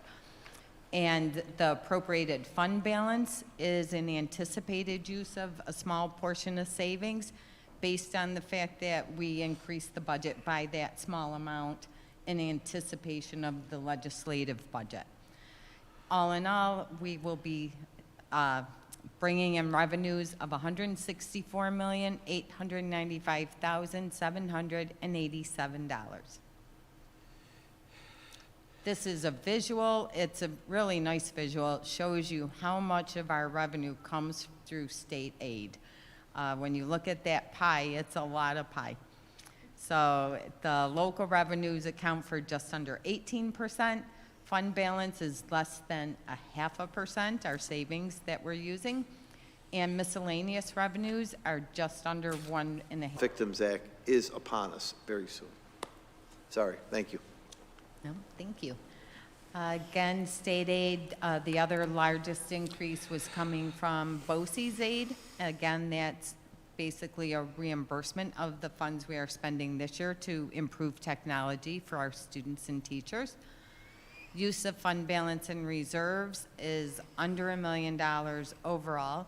More than $500,000 of it is from that prescribed use based on the premium from when we borrowed for our capital projects. And the federal stimulus, the CARES 2, which is the CRISA, it's still in place for 22-23, but it is going away, so we've made plans in the budget to account for that. That'll be fully spent by June of 23. American Rescue Plan funds will be fully spent through September of 24. Again, though, all of this is occurring with no change in the tax levy. It does not impact the tax levy at all. Okay, and Julie's going to take you through the expenditures, the fun part, the spending.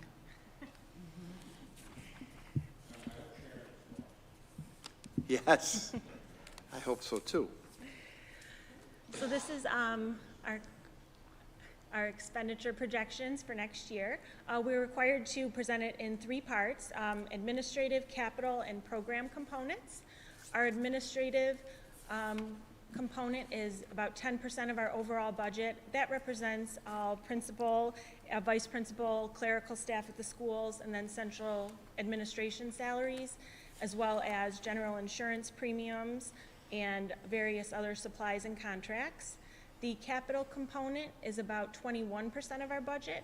That represents the cost to maintain our buildings, so all of our custodial staff, ground staff, utilities, the other supplies, contracts, and new this year that we're proposing is the capital improvement line of just over $2 million for the repairs that are needed at the Community Education Center.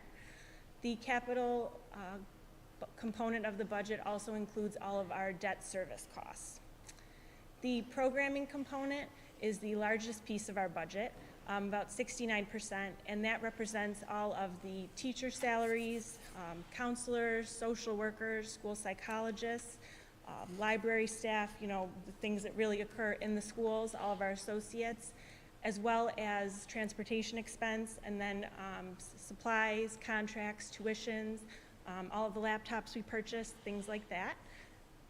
Next slide, right? Again, oh yeah. Special appointment, is that staff also? Yes, that would actually be special education services and those teachers and teaching assistants, yes. Well, I was looking at the benefits was extremely high, but when you put the two of them together, it's still high, but it's not crazy. Yes, and a lot of the benefits too, this is the general fund portion, so sometimes the staff salary might be in a grant, but the benefits are still absorbed by the general fund. Understood. Thank you for that. And again, we like to show a visual just showing the program component obviously is the largest at 69%, capital at 21%, and then administrative at 10%. And then this is in total, our total budget. So this combines the three components into one. You'll see salaries and wages is obviously our largest expense at about 35%. Then benefits at about 23% of the overall budget. Our debt service costs about 11%. Transportation, about 6% of our total budget. Utilities, just over 1%. And then our various tuitions, so this includes all BOCES tuitions, charter school tuitions, as well as any out-of-district placements. That's almost at 11%.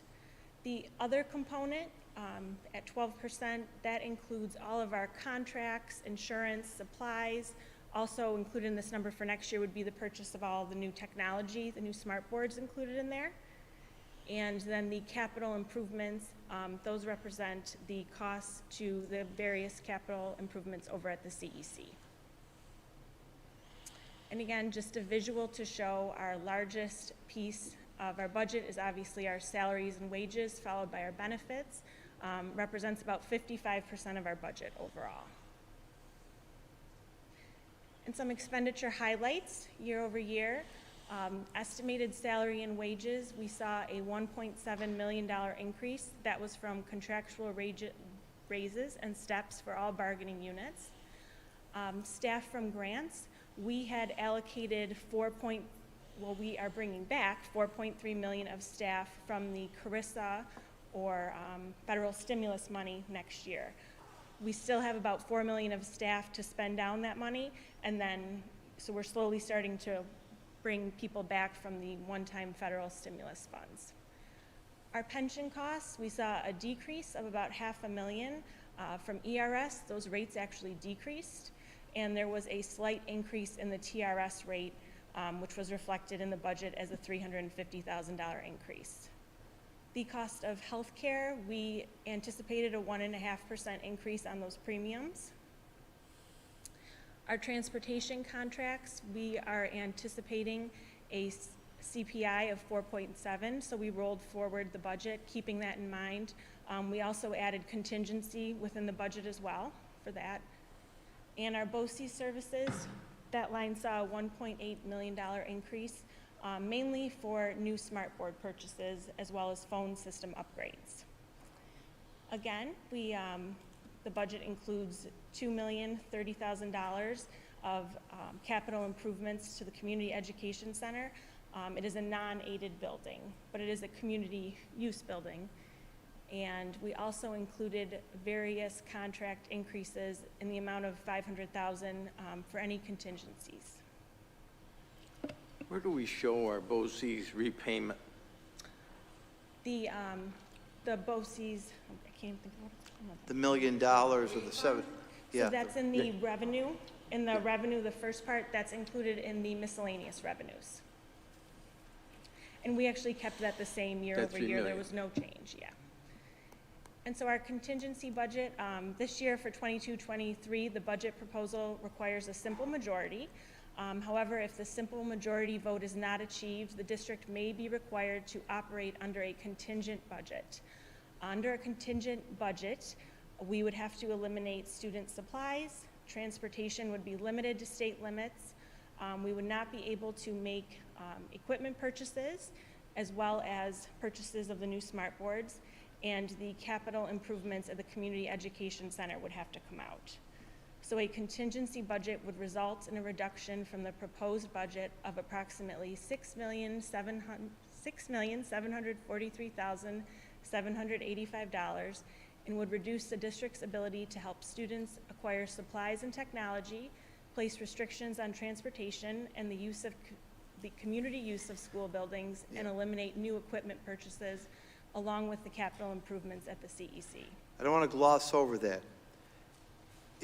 And I can't tell anybody how to vote, but you have been very generous as a board to community groups using buildings. If the budget were to fail and we went to a contingency budget, no one could use the buildings without paying up front at a rate that you would set. So all that, and you do it for good reasons, but that would go away if the budget fails. Correct. And the tax levy would be unaffected and remain the same at the $25,828,000. And so this is the contingency budget comparison. It shows where we are now, the adopted budget for 21-22, our proposed budget at the $164,895,787, and then the contingent budget is taking out the smart boards, the capital improvements at CEC, the maintenance equipment, and the student supplies. So that would reduce our budget down to $158,152,002 by eliminating those items.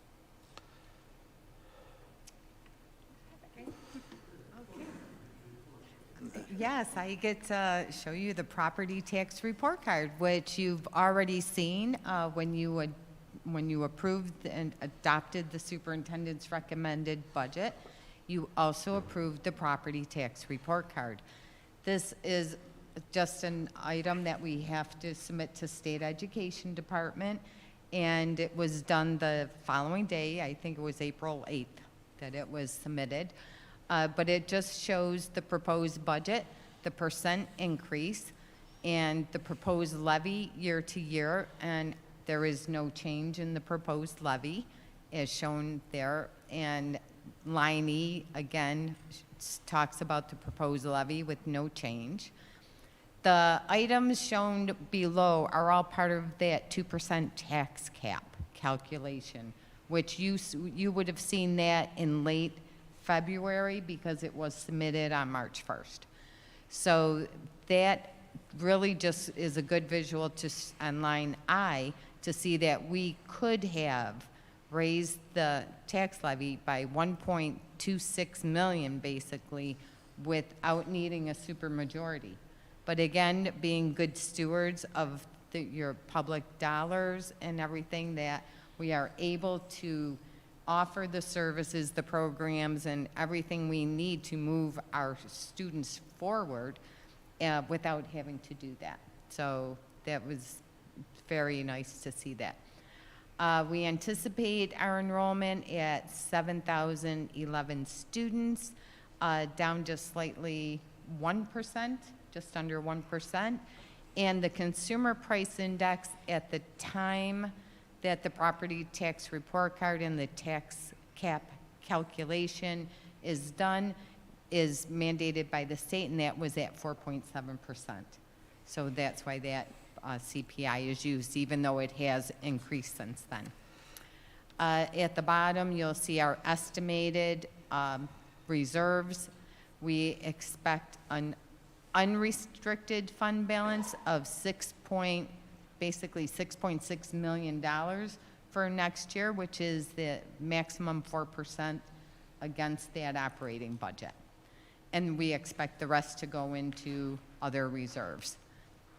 On the next page, this is also part of the report card. We list our reserves with our anticipated ending balance on June 30th of this year and any intended use in the upcoming year. You'll see all of our reserves are listed just as they are in our financial statements, and our estimated balance is the same for most of them except for the debt reserve that we had allocated for this year, so that is going down. We're estimating to use another $500,000 of that next year. And you'll see all the other reserves. If you can go to the next slide, please. Well, we have no planned use for them in the 22-23 school year. So we intend to hang on to those for future use. And then this budget notice, everyone should have received this at home. It was distributed in our schools. And again, this is a statutory document that we have to send to all voters. And it shows the proposed budget again. But in this document, you also see the contingency budget that Julie took you through on the appropriation side. So you'll see the proposed budget is $164,895,787. Contingent budget would be $158,152,02. But the sad part is, even if we were to force to reduce the budget and operate without all of those wonderful and necessary items in the budget, the tax levy, if you look on line E, the tax levy is still the same for all three budget scenarios. So a contingency budget would not reduce taxes, even though the spending plan would be reduced. It would only limit our spending. So if you go down further, you'll see that also shows the budget in the three-part format: administrative, program, and capital. And as it should be, our program component is always the largest. We are here for learning and teaching, and that's always going to be a big piece of the budget. The administrative piece is at $16 million for the proposed, and capital is at just over $34 million. This is just the second page of the budget notice, or the second part of it. It just states where, the time and date of voting, and it does mention that your basic star exemption savings, the average or estimated basic star savings per household next year is $417. So we are required by law also to bring your attention to the fact that transportation contracts are done for multiple years at a time. Within this budget are only the expenses for the 22-23 fiscal year for transportation costs. This is a salary disclosure. We are required to submit this with the property tax report card, and that was done on the same day. This is a tax exemption impact report. This comes from the city assessor, and it illustrates all of the tax exempt properties within the school district boundaries and the taxable value, or the exempt value of those properties. And this is the proposition that the voters will see that they will be voting on. They will be asked, shall the Board of Education of the City School District of the City of Niagara Falls be authorized to expend the sums set forth in the proposed 2022-2023 budget in the total amount of $164,895,787, and to levy the necessary tax. So all we can do is ask for informed voters to get out to the polls and place your vote. You'll be voting on other things. There are seats, board seats that will be on the ballot as well, but the budget is that proposition that we just showed you. It's May 17th from noon to 9 at the general election polling sites.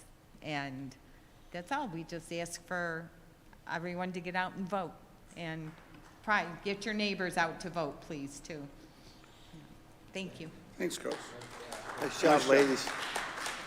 Any questions, colleagues? Anything else, Mark, you want to add? No, sir. Okay. Public part of the hearing. I have one speaker on the budget, Gloria Dolson. Gloria, 3 minutes. I'll give you a 30-second warning so that you can sum up. Please state your name and address for the record.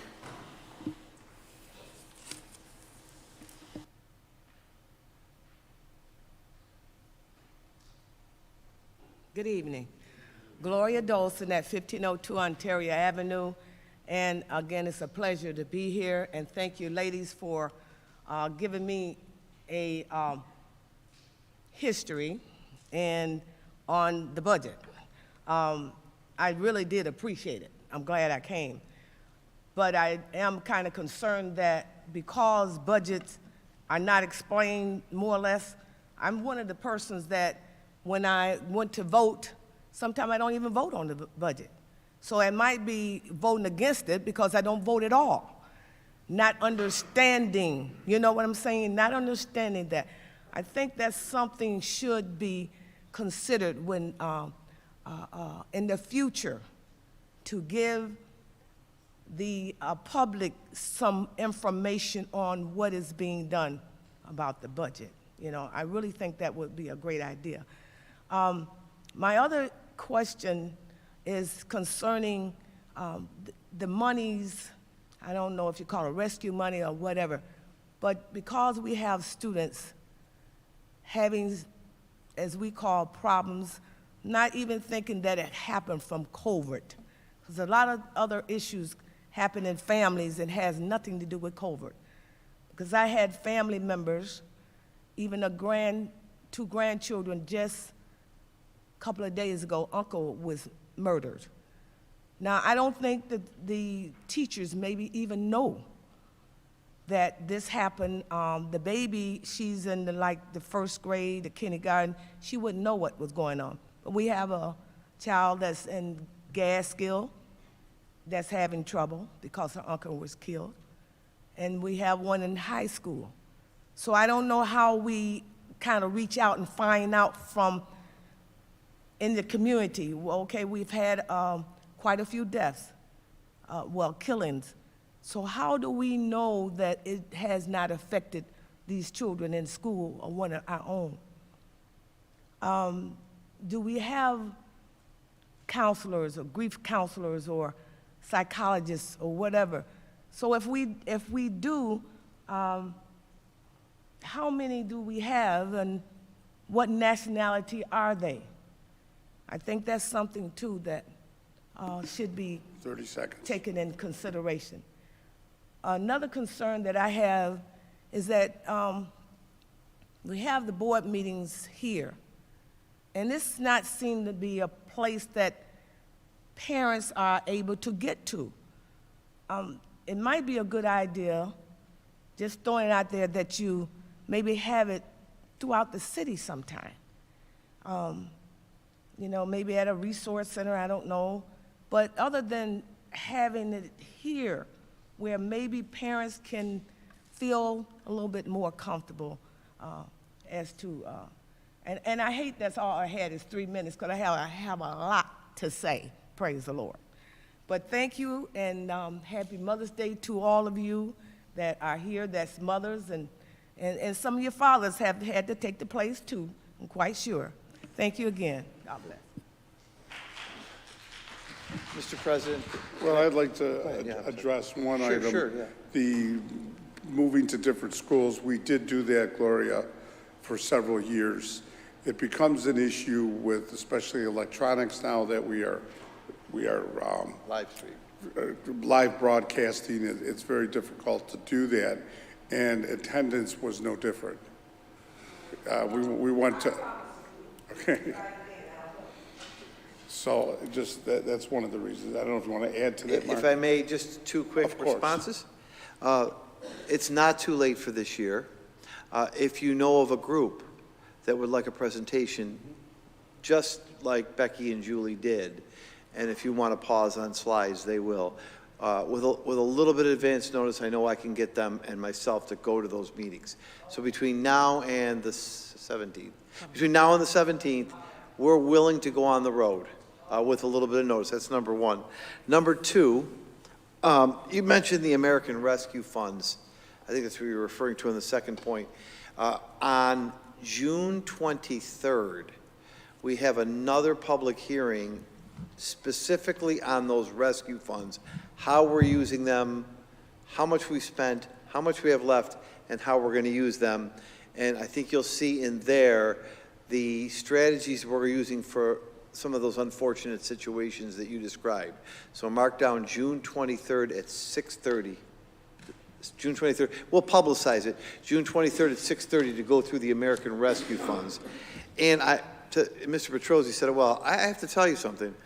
I am pleasantly surprised by the number of people who watch the board meetings. Maybe not live right now, but they'll call and they'll say things like, I saw this, I saw that, why'd you say this, why'd you say that? We do get viewership once it's posted. Is there a way to track how many people watch it, Wes? Petrozzi had come and asked earlier how many. You mean President Petrozzi? Oh, I'm sorry. Sorry. Ray, work with him, Ray. Work with him. Do you have a contract? Yeah, what are you, temporary? Are you probationary or what? What did you say about the people? Anywhere between 80 and 150 people view each time. That's not bad. 80 and 100 people, if you couldn't hear, view it. It's not good. It's not great, but it's not bad. It's more than come here. And that was a way to do it. If from time to time, just after a meeting, throw me the number so I can let the board members know how many people are viewing it. I'm glad we're doing it. It's out in the public. It's open. It's not, they're not physically here, but we've invested some money in this, and we've upgraded it. The camera even makes me look somewhat good, which I appreciate. And I think it's just good government to televise everything we do, to limit our executive sessions, and to be very open and transparent about what we're doing. And Mark, the great thing is when you go and you watch back tonight's meeting, the team does a great job of making sure that the right things are the focal point of the video, right? So if they wanted to watch and absorb Jackie and Becky's presentation, it's a great job by the media team to make sure that it's clear, concise, and to the point. Yeah. For all, I pick on Wes now. He's a new part of it. He does a real nice job. So it's been an upgrade for us, and that's why I'm so insistent to speak into the microphone. Speak loudly into the microphone. Speak clearly. And it's been a step up for the board, so thank you. Ray, how do you access that? It's YouTube. Yeah, it's a YouTube delivered, and links are off the website.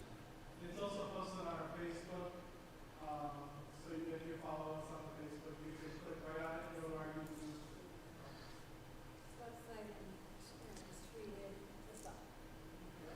Thank you guys, Gales, for doing it. If you go to YouTube, Gloria, we're recognized as the NFCSD, and you can subscribe to the channel.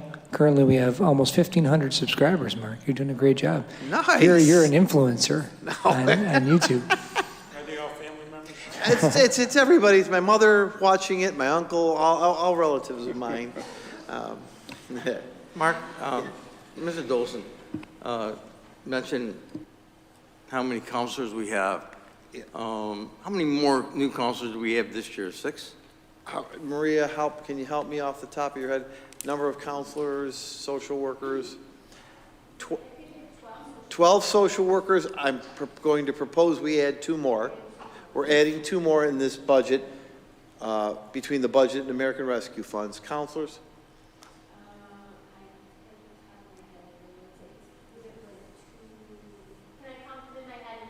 Yep. And psychologists, school psychologists, we're adding 1. I believe it's 10, we're going to 11 for school psychologists. We're adding a speech therapist. We are adding, we're adding a music teacher at the middle school level. We've talked about that. There's a couple of other positions we're adding. And I have to do a presentation to you about this, but I have been working on some alternative programs, but I'm not ready yet to promote those. Ready, Maria? Gloria, going back to what you said about the deaths in the community, we are very sensitive to that. Unfortunately, we don't know of all of them, but anytime it's brought to our attention, bring it to me. Counselors, if you know of any, I didn't answer that. Yep. Because counselors are available, we make it a point to make them available at those particular buildings, Because it is an unfortunate problem right now. 20 It's a terrible 20 problem. counselors currently, and we, give or take, and your point is well taken about deaths, and I will end with this. It's sad. I don't want to necessarily. In the month, at Abbott School alone, in the month of March, they had 5 deaths, parents. That has an impact. 5 parents in March. Remember this? 5. They've had, God, it pains me to tell you, they've had 2 staff members die. We've had 4 or 5 Maria staff members pass in the year. 4 or 5 working staff members pass in the year. That impacts everybody. Not to mention the 5 just at Abbott alone. It is a difficult time, and it's a point well taken. Mr. And also, yep. if I'm not mistaken, we do have counselors now in every building. Oh, yeah. Yeah. And we have social workers in every building. Yep. So they're not far away. Yeah. High school's going to, you heard the presentation from high school. They have 2 for that big building. We're definitely going to add 1 there, maybe another one. The 2 that Kishara Jordan and Emily Sacco are dynamite, but that's not enough for that building. No. So we're adding them. We're adding them. Our social worker pool tends to be more black than our counseling and psychologist pool. Am I correct, Maria? I'm going to say 8 of the 12, but don't hold me to that exact number. 8 of the 12 social workers are black. And I can't recall out of the 20 counselors, 4 or 5. But I'm kind of guessing in the dark on that. And I don't believe we have a black psychologist. I don't believe. So we need to keep looking at that. Mr. Petrosi, members of the board, thank you very much for your work tonight and support, and stay healthy and safe. And oh, one last plug for everybody. This is a must-see. A must-see. I'll leave you with a must-see. If you want to see something spectacular, next Wednesday, I think Wednesday is the 11th, at 5 o'clock, go to the Niagara Falls High School gym when our unified basketball team plays against the Niagara Wheatfield unified basketball team. We're trying to pack the gym, and if you have never seen a unified basketball game, you are going to laugh and cry in about 90 minutes. It is the most wonderful, heartwarming event you could ever attend. We play Niagara Wheatfield in unified basketball. There's a Chevettas with the junior class, but don't miss that unified basketball. Show up for 15 minutes, you'll stay. They may even get you on the court to dance. It starts at 5. We're trying to get the cheerleaders to be there this Wednesday. Cheerleaders, I'll remind you on our text, cheerleaders, pep band. We're going to make it like a regular game. It is, you're going to be moved like you've never been moved before with an event. So please, please step out and do that. Thank you. Anything else, colleagues? Motion to adjourn? I have one comment. Yes, sir. It should have probably occurred before our end of the other meeting, but I had the opportunity to spend some time on Saturday for the Olympics, and the attendance was phenomenal. Yeah. The kids from Niagara, Buffalo, Canisius, all there helping these students. It was such a wonderful day for those kids, and watching them play basketball, it was hilarious. It was funny, and the coaches and the way the coaches and the teams supported each other was phenomenal. We had a great team. Yeah, great team. Yeah, great team. Thank you. Motion for adjournment. Thank you, Mr. Bilson. Second by Mr. Villardo. All in favor? Aye. Opposed? Okay. Good night, everybody. Thanks, good night. I was taking the call for Mother's Day dinner. Saturday? Yeah, we were thinking about going Saturday, but maybe I'll switch it to tomorrow night. So it's, what time?